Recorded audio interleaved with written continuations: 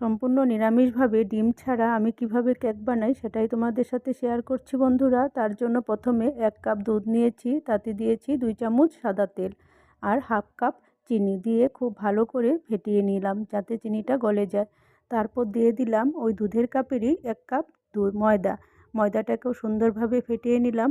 তারপর তাতে দিয়ে দিলাম 1 চামচ বেকিং পাউডার, হাফ চামচ বেকিং সোডা আর কিছুটা কাজু বাদাম ভেঙে আর একটু দুধ দিয়ে সবগুলো একসাথে আবার খুব ভালো করে ফেটিয়ে নিলাম।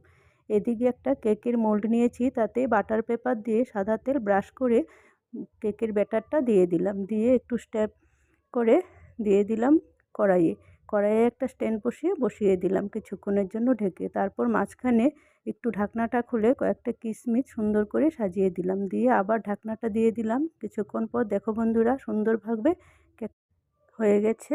এখন নামিয়ে নিলাম। খেতে কিন্তু খুব নরম হয়েছিল বন্ধু।